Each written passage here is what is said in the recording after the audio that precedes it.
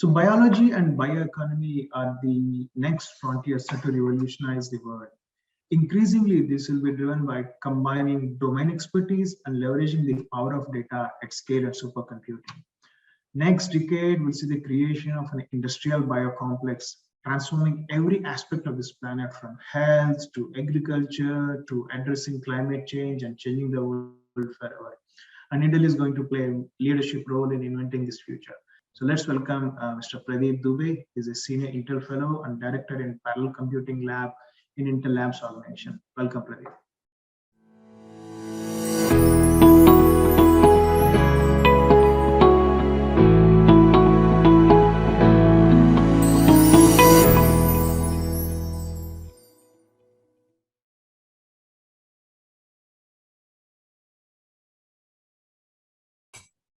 Good morning, good afternoon, good evening.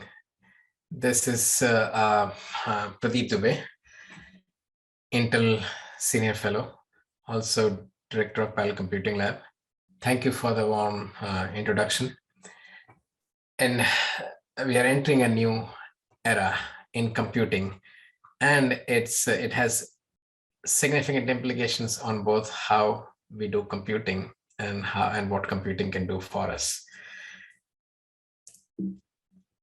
We have been so far, machines and us humans have had a nice division of labor. Machines have been crunching numbers, and we humans are highly valued for our experience with decision making. So even the simplest of simple decisions generally is made by some human somewhere. And machines, and pretty much even the simplest of simple number crunching is not done by humans, even when they're capable of it's done by machines. This division of labor is what is changing or getting disrupted rather by AI. And AI is now machines are actually claiming that they can do not just number crunching but better decision making as well. And to the extent this is true, or wherever this is true, or whenever this is true, this has significant implications on many things, not just how we do computing, but what computing can do for us in a large sector of society, in a large class of applications where so far computing had very little impact.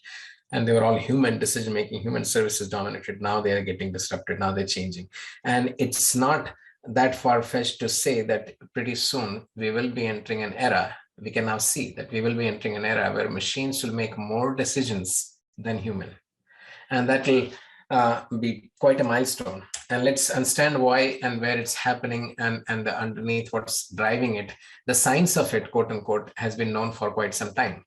But there's a reason why it never happens for such a long time. Meaning we know that for a very small number of problems, small set of problems, we can actually solve them, quote unquote, from first principles, meaning we have a deep enough understanding that it's down to some analytical models where we can throw a lot of compute and we can begin to solve through those first principles. But for a large number of problems, for 99+% of the problems in the world, we don't have anywhere near such deep understanding. There is no Newton's law, there is no Navier-Stokes type formulation. So all we have to do is start from observations, right? Input-output observations. You have tons of data of such behavioral data, input-output data, and we have to figure out, reverse engineer the black box with that data. And this is where deep learning, or machine learning rather, comes in. Now, so far, we never had enough data to be able to reverse engineer good enough models. The test of the model goodness is whether it can really predict, make good enough predictions aligned with real world. This is what is changing now. Now, what's making AI very effective is this ability for machines to make learn good enough models, and this is wherever this is and whenever this is true, as I said, that this has significant impact.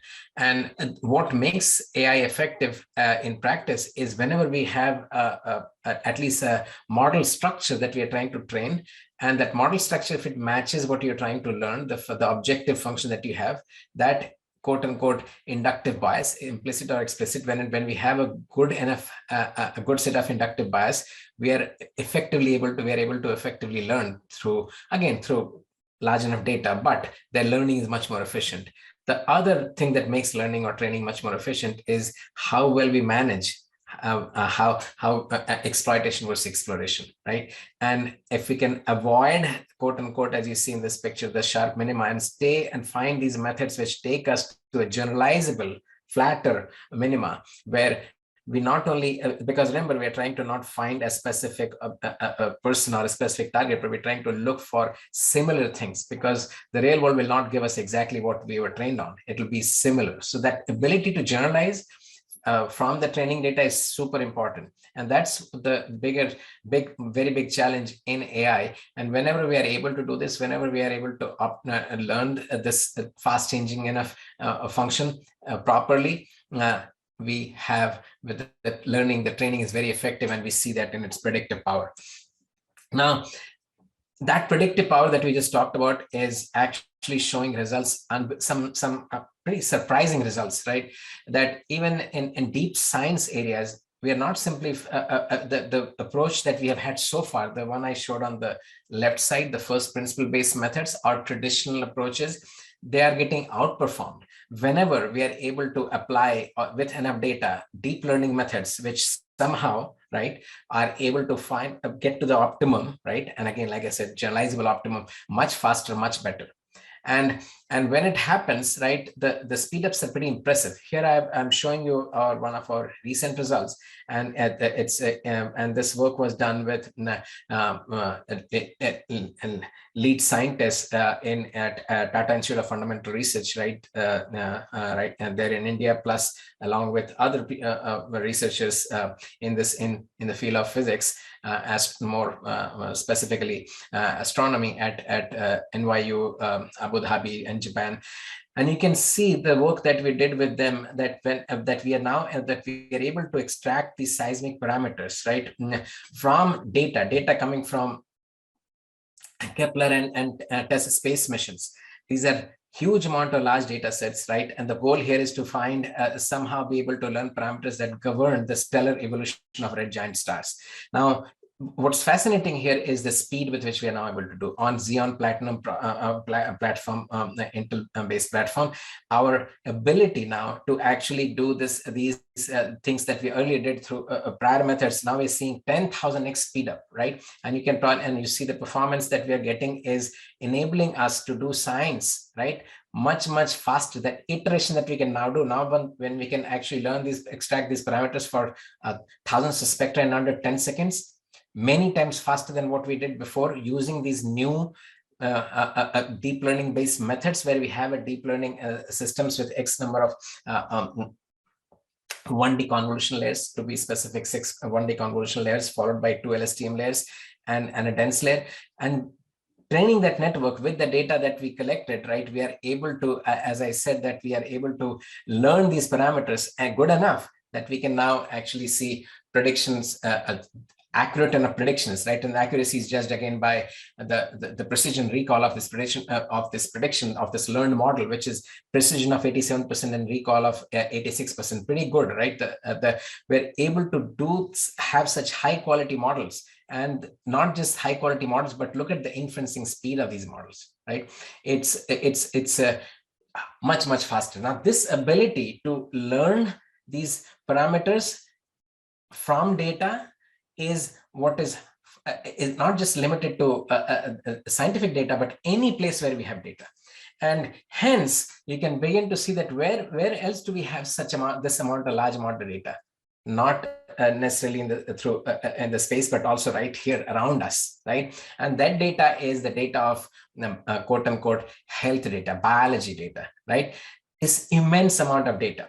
And it's again one of those fields that is ripe for such disruption, because pretty much our understanding of biological phenomena is quote unquote quite poor, right? We very rarely understand enough at an analytical level, probably almost in no cases, right? So it's pretty much the only hope here is to really learn through large amount of data, and we are getting data in every form, as you can imagine in these days in biology, because of the data has been digitized and sequences have improved significantly. So digital data in biology is growing at a pace never never seen before. And hence biology is experiencing what we call an AI moment, which you can clearly see in as research papers like the one that we are just plotting here, that are just in the last few years, right?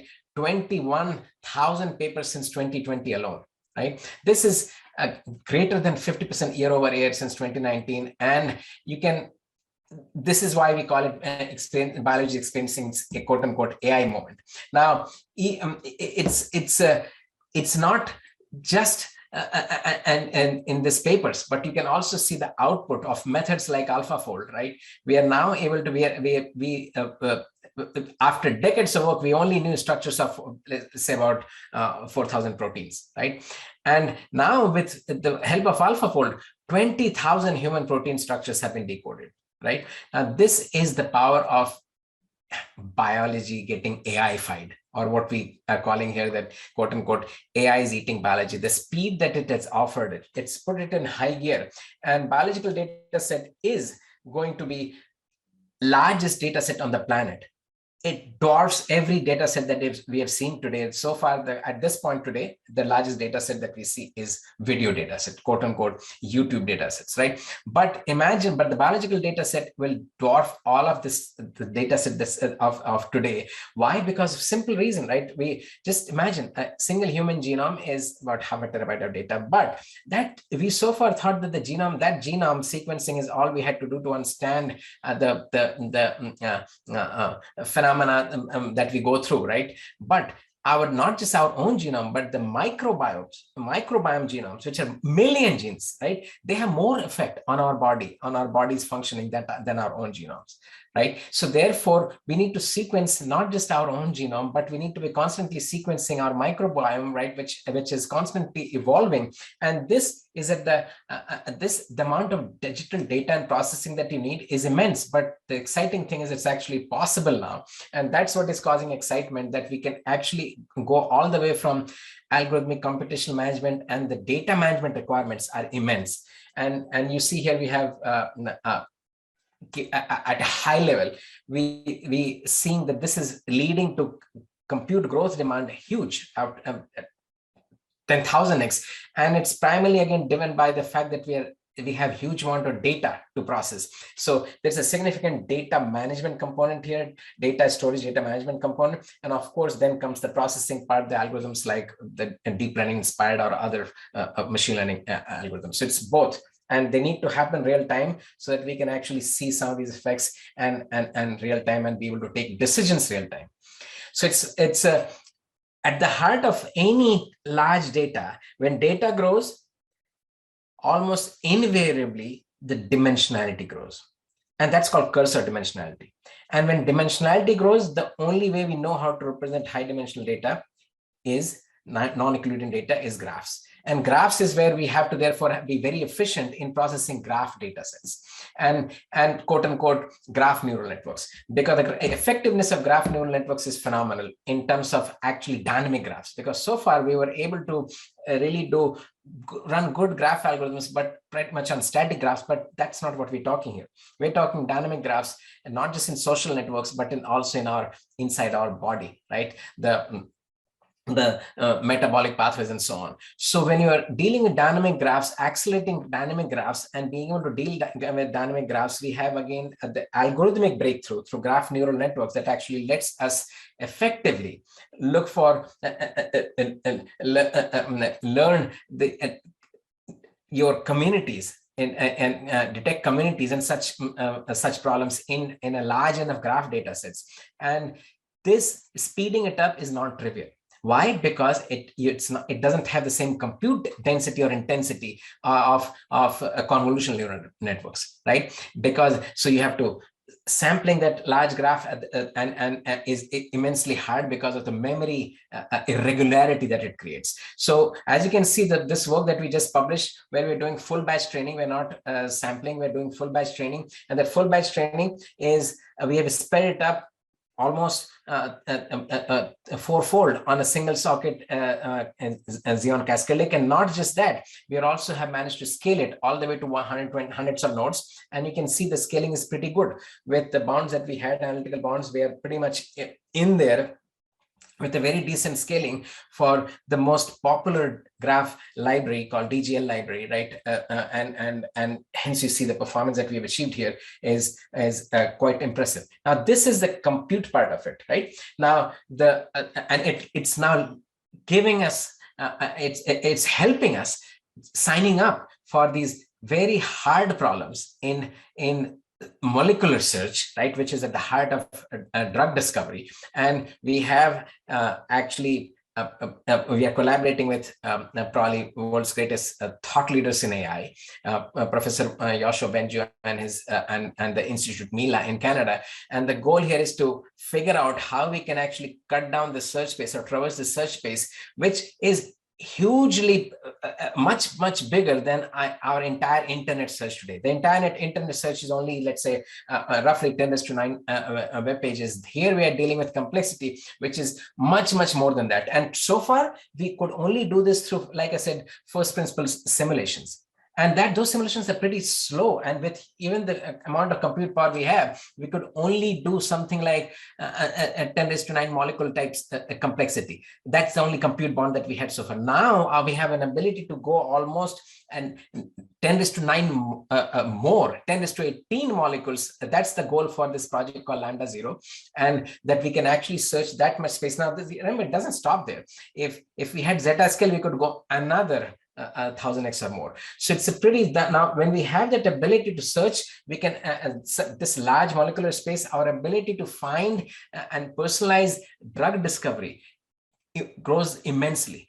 Okay, and you are now able to find precisely the most effective molecules. At least you're able to cut down the search space so much that you can then do lab experiments with highly likely successful candidates. And this is again the not just the compute part of it, but like I said, that there's also a data part, because the data is massive.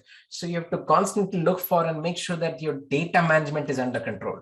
And in here, again, we have very exciting result thanks to AI, because this BOW is work that we did where we are using AI's help in making sure that the end-to-end query optimization is better than the best methods we have. And what's the check here? The check is simply that you have to touch minimal amount of data, quote unquote cardinality, right? You're reducing the cardinality of the data that you touch, and so that your query is processed at the fastest speed. So BOW is showing how we can actually do end-to-end query optimization for data, for data management. And the learned methods that we have now here are beating human engineered methods for these query optimizations of decades. So as you can see some results here, this work got us Best Paper Award in the Data Management Premier Conference, SIGMOD.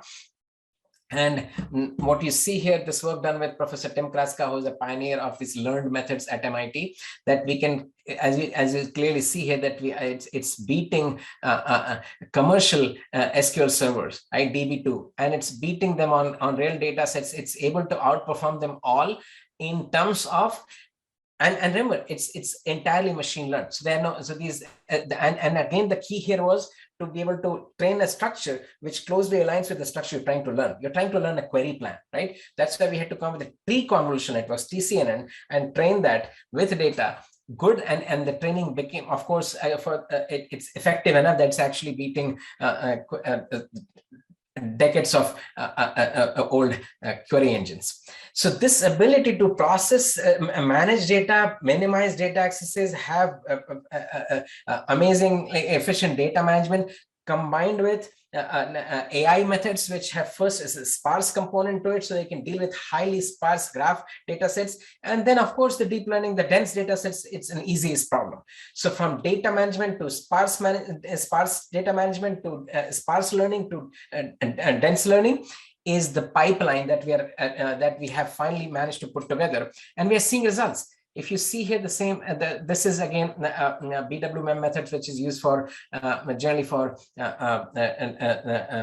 when you have a reference sequence and you're trying to match it to a read, and generally large, reasonably large read, more than 70 base pair. This is the most common method used. And as you can see, we are working with again the thought leaders, right? Dr. Heng Li, right? We have who's the author of BWMM. we have actually managed to improve this method very, very significantly. And you can see here on a two-socket ice lake, higher is better. Our throughput is better than anything comparable, right? Again, we typically think that the CPU is not good enough for this perception that CPU is somehow not good enough for deep learning machine learning. Not true. You can clearly see here that a CPU platform, right, commonly available, so it's everywhere in the data center, is actually outperforming the best machine, the best that any machine can do, and by a significant margin. And the result is again very simple, that this is why it has a huge amount of downloads, and it's enabling communities. And you can see some examples here of research, including it was used for the figuring out the COVID-2 transmission. Okay, so the impact on society is pretty clear. And moving on, another method, right, MM2 fast, which Minimap 2, again on our vanilla Xeon, this method has been sped up by more than 3x. And again, as you can see here, multiple data sets, and we are showing here how we have managed to improve this method from the best that we have. But again, this also a collaboration with Dr. Hengley. And moving on, this single cell sequencing ATAC sequence data right here, which is a very hard problem, right? And we are working with leaders in the field, and this is a work that we have just published, right? And you can see the links here, and you can see how we started from and the baseline of 1, and that number has gone almost close to 9x better, right? And on a 16 sockets Cooper Lake. Now, and this is with optimizations that we have managed to put in here. This is 2.3x speed up over the popularly used NVIDIA Clara Parabricks on a DGX1 box, and here we are using vanilla CPU, right? Of course, 16 sockets of Cooper Lake, right? And somewhat older CPU, by the way, right? And we have 1.8x speed up for over 16 sockets of Ice Lake, right? Over NVIDIA with using 16 sockets of Ice Lake. So you can clearly see that the performance is pretty impressive. And again, remember, these are uglier problems. These are not your simple and deep learning problem, dense problem where you can just apply a tensor core and flops is the only thing that matters. These are uglier problems. The problems for such as this, the compute is not the only problem. Compute is not often the problem. It's the feed part. It's the irregular compute part, which is the challenge. And therefore, the efficiency of compute for irregular computation matters more than simply raw peak flops. And you can clearly see that these machines are not higher peak flop, but they have the higher efficiency for such irregular processing is the reason why it's outperforming everything else. So moving on, we are further looking at these end-to-end problems, and in the context of health data, where the biggest issue, like I said, that even when we know that we do have a large amount of data, because it's health data, you have to understand that there's privacy concern, right? And so here we have come with, again, working with leaders in the field, right, in this, we have come up with a plan which actually kills two birds with one stone. Not only we need large amount of data, we have to privacy preserve it, right? And even if we didn't have privacy concerns, sending so much data to a centralized place is also very expensive. So what we're doing here is we're solving both problems. We are privacy preserving the data, and we're doing it only locally. So we never send the data, but we only send model deltas so that the model is being learned at centrally, but data is never sent centrally. It stays local. And that is what we call, that's federated learning, technique of federated learning is what we're showing here is now effectively being deployed. And this is our work with UPenn, right? Another thought leader in this field. And this is, you can see it was published in Nature. This work, as you can clearly see that you're now able to do much better training with full data. And earlier you could not do it for these reasons we just mentioned. And the net is that's much better. It's much better than what these institutions could do when they were not able to train on full data. And now they're able to privacy preserve and still train on full data. Again, all such stuff, our goal is to make it available to the community so that the researchers out there, the community benefits. And that's what we have done. This entire thing has been open source, and it's called OpenFL, Open Federated Learning, and it's available. through the links that you see here, and it has all this the quote unquote goodness features that I just talked about: privacy preserving, and artist distance integrity, federation deployment, and software stack that does it, plus your data curation that needs to happen, all using the popular TensorFlow, PyTorch, Keras frameworks. So, and this is available, and again, it does benefit from and does build or leverage Intel SGX for delivering this capability. So, if we now continue, as you can see that I'm trying to just make sure that we summarize the essentials here, that we have gone from the observation that huge amount of data, if we properly find leverage a structured, we can learn highly complex structure, right, of this data, if we have enough data and efficient enough training algorithms. And it's not just true for it's true for science or physics in general, but it's especially true and effective for biological data also. Of course, the challenge with biological data and machine learning is that we have to take care of everything you see here listed: privacy, the volume of data, the agility and the dynamicness of data. And when we are able to deal with data management problem as well as compute problem in an efficient manner, the speed ups that we are seeing, the performance gains that we are seeing, the efficiency that we are seeing is pretty impressive on machines that we have. And we're of course not stopping with the machines we have. Our goal is to actually help us. Our goal is to actually learn how to design such machines better for such computational needs. So starting with these applications, going down to the software that we are actually crowdsourcing, deploying so that we can learn better. Ultimate goal is to come down and design machines for AI better. As I started my talk by saying that AI is fundamentally changing not just what compute can do for us, but how we do computing. So we are trying to learn all this to actually finally design machines differently, machines better. And to make that happen is again not just us, but we are enabling industry of computer architects in academia, anywhere, wherever they may be, so that machines get designed better. And that effort is what you see here reflected in our collaboration with the University of Michigan. And we have open sourced, and we're creating this Genomics Bench, where we have captured the motifs, the essentials of such compute processing in these 12 representative kernels that you see listed here. And we are optimizing them, of course, for the silicon that we build. We're redesigning features in our silicon so that these kernels, these motifs perform the best. And not just limiting it also, it's also out there as Transomics acceleration library for anyone to design anything, meaning it doesn't have to be it can also be a special purpose processor, right? Accelerator of some kind, or any other machine, but the primitives are being open source so that we can all together make these primitives become better. And if we make the primitives better, of course, the rest of the pipeline of compute and data processing will improve as well. And so this is pretty much all I had. And I'm happy to, I look forward to the discussion that follows this, and any other questions that you may have. Thank you. Thank you, Pradeep, for all those great insights.